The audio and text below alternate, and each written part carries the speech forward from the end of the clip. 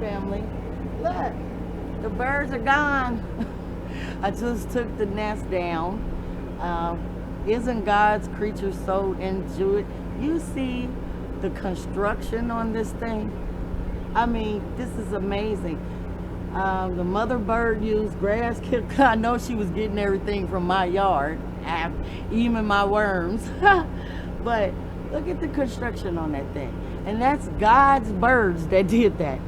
And it's beautiful. And she had hatched 4 eggs, and it took them about 3 weeks to grow, and then they flew away. I came home in the back, and look, they were gone, even the eggshells.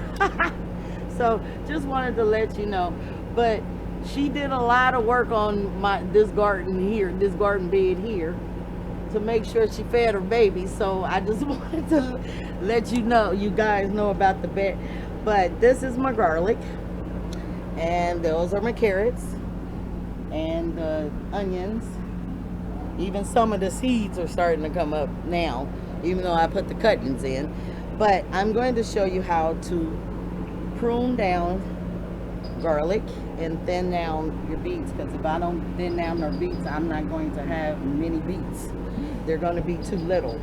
So one thing I do with garlic is I try to snip on it every now and then, and I use the langbonite fertilizer to help with the size of the bulbs. See, this one ain't doing nothing right there, but I try to take off, the dried ones. Sometimes they dry out in the sun, and you want to snip these long ones that's leaning over off, like this one. So you go, because it's leaning over, you go all the way down and take it off. And so that's pretty much the concept with the garlic, because you want it to keep growing the bulbs underground to get as big as possible. So you take the energy away from these stems, and it forces, when you snip, it forces the energy to go back underground. And that's what you want it to do, because these things will keep growing and growing, and they'll be leaning all over your garden. But a lot of times you'll have all these big spots, all this stem up here, but no, your garlic is like that big. So you want to work on these as well, and that should help them grow. I'm gonna take that one off, that one.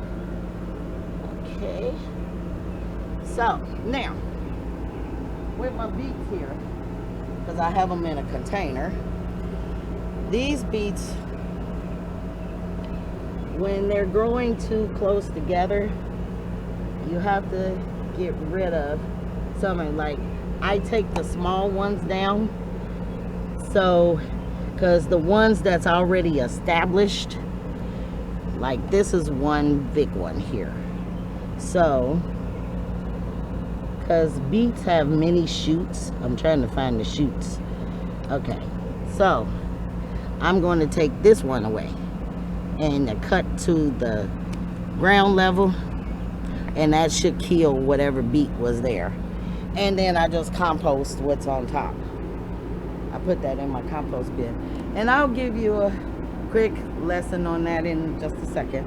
But so I have a beet there, and let's see, she don't want them too close together, so let's see, that one looks okay. No, that's 2 shoots, as you see. So one of them need to go. So it looks like this one is the strongest one, so I'm going to cut this one. There. So Then you'll have a beet there. Now that's a pretty big one. So that's one big shoot. So this one here, I'm gonna cut out because then this one can grow. So the thinning process, it takes patience, especially when it comes to beets and carrots. And if you're growing in containers, the seeds kind of move around from where you actually planted them, so you got to be careful. But that's how I'm going to finish the rest of that bed. I will tell you, I want to show you how to do carrots now. Okay, my little birdie friends help mess up my carrots. But see, like here, this is, I'm trying to see if there's more than one carrot. See, if you got more than one carrot growing in one area, which you can, because these seeds can be, they're easily moved around by birds.